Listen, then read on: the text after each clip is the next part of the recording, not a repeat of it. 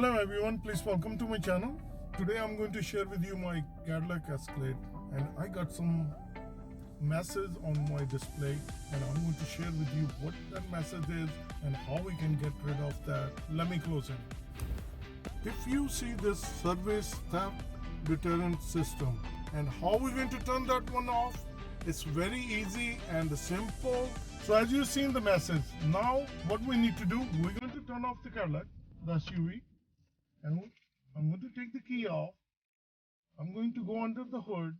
I'm going to remove the positive terminal, which is a red cable.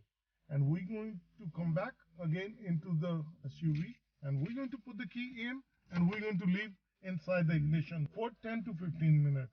And then after 10-15 minutes later, we're going to put the cable back.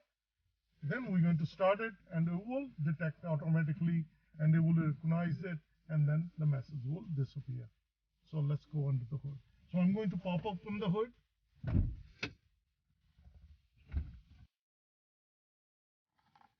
So we're going to remove the positive terminal.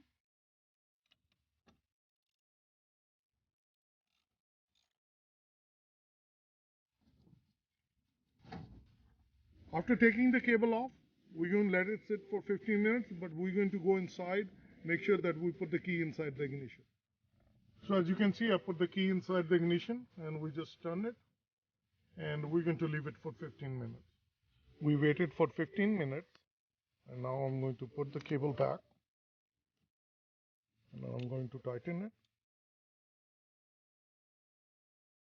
Once it's nicely tightened, now we're going to go inside the Escalade, and we're going to turn it on. If we take a look at this moment, there is no more message displaying. The message has been gone, and I'm going to start it.